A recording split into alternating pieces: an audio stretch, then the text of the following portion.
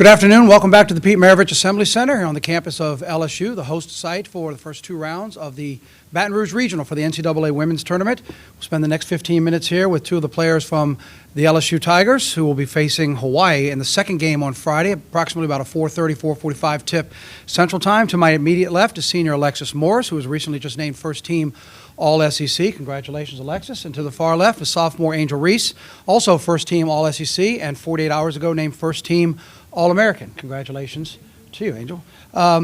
Ladies, before we get started, Alexis, let me start with you. I know in a recent interview I saw you saying that you're not supposed to be here. There's been no expectations. You're really not supposed to be here, yet then again, you're, 28-2, you're a host, you're a 3 seed.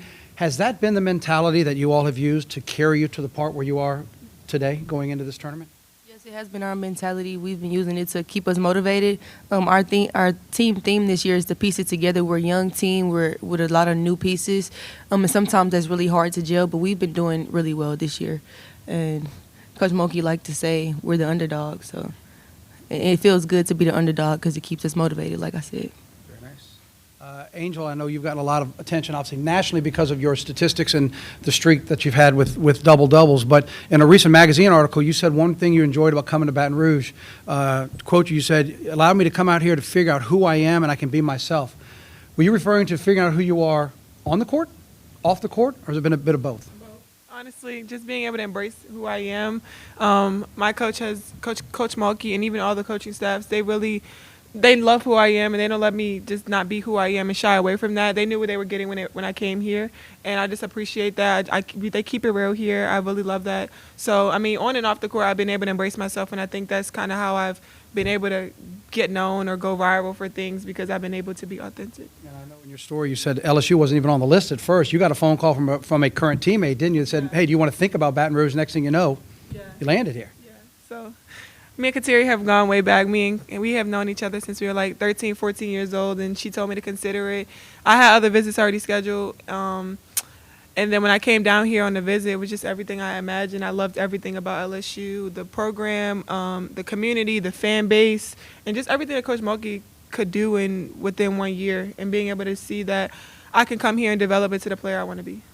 Very good. We will open up for questions for media here on the floor. If you have a question, please raise your hand. We have a microphone. I do want to remind the media here in person that LSU's locker room, once you get done with Alexis and Angel, if you have other questions for other players, LSU's locker room is open until 12:55 Central before they take the floor for practice at 1:10. So with that, let's open it up onto the floor. If you have a question, please raise your hand. We'll get your microphone. I'd like both players to answer this. I don't care who starts, but Flage and the impact she's had as a freshman. What kind of teammate has she been? How have you seen her progress and really to be competitive both offensively and defensively at such a young age? What are your impressions of her? She's a sponge. She just want to learn, and she cares about her teammates. A lot of people just thinks because she does both that she can't give both of her careers 100%, but she's dedicated. She gets up before everybody. She puts in the most extra work on the team. And I was surprised. And her impact, I mean, you see it on the court. She's a freshman of the year for a reason. I mean, as a freshman, you don't really see freshmen coming in as confident as Flage. Coming in to be as confident on a team where, I mean, we have a couple vets, we have a lot of new players, but she's our, third leading scorer. To come in as a freshman and do that and then have her rap career that she's doing, I mean, like Alexis said, it's hard work. She puts in a lot of hard work. She wakes up before everybody. She's in the gym before everybody. At night, she's in the studio. So, I mean, you got to give kudos to Flage for everything that she does. And, I mean, her impact on the team has been amazing. Hey there, Brett Bartel with AP. Alexis, just because you go back with Coach Mulkey quite a ways, could you touch on some of the attributes that you think have allowed her to come into a program that was really struggling before she got here and post more than 50 wins and 2 straight host sites just right away? And then what are some of the things she does to try to get you guys to keep that in a proper perspective, you know, going forward and not resting on the immediate success? Some of the things that she does to try to get you guys, the team, to keep the recent past success in perspective in terms of the challenges that you still face. Okay, so I'll start with your first question, her attributes. Coach Mulkey is a dedicated individual, and her will to win is what makes her stand out as a coach, and that's why she can perform and produce and piece us together as a team in this era. Because Coach Mulkey, she's an OG in this league, in this game, and her will to win and her way to evolve and adjust to the new generation has been incredible. I started off with Coach Mulkey at 12 years old and at 17, and I was playing with a different generation. NIL wasn't a thing then. Coach Mulkey has put most of us in a great position to succeed on that side of the things. And like I said, I mean, y'all see what Coach Mulkey do. Her work speaks for itself.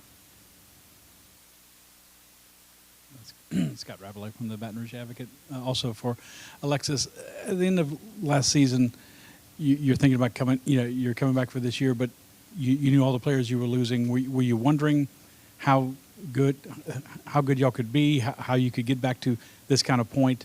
I mean, what were your thoughts, or were you just kind of thinking, Coach Mulkey and the staff, they're gonna figure it out? I mean, because you didn't know at that point players like Alexis or Kateri or some of these other players are going to come in and contribute the way they have. I never doubt Coach Mulkey. Like I said, she's always going to go for the best players, managers, coaches. Like you said, yeah, I didn't doubt it. I never wondered either. I never was concerned about it because I knew she was going to bring in pieces that fit well with me and fit well with her system. Angel, you've mentioned a lot that you wanted to be pushed by Kim, and obviously she has a history with bigs and kind of being able to do that. In what ways did she push you, and in what ways did you want to push yourself, and how do you think you've grown the most from this time last year to now? I mean, just maturity-wise, she has humbled me a lot. A lot of players probably can't be coached by Coach Mulkey, and I just appreciate just how much she pushes me, no matter if she thinks I might be one of the best on the court. I never want to feel that. So I like to hear how she keeps me on and keeps me going. She never makes me be higher than anybody else on the team. I think she keeps everybody level-headed, and if anybody, she gets on me the most. I remember a humbling story. I mean, I have 4 rebounds written on my locker because that's from the South Carolina game, and just thinking about that, like, that's just something I need, and that's just a humbling moment to keep me going and keep me going. So I just love Coach Mulkey, and I think this is just something I needed, especially for my game. Hi, Evan Easterling, New York Times. For Alexis, what does it mean to you to be in this position, given you're kind of circuitous route through multiple schools to be all SEC and playing for one of the top teams at this point? So sorry, I can barely hear y'all.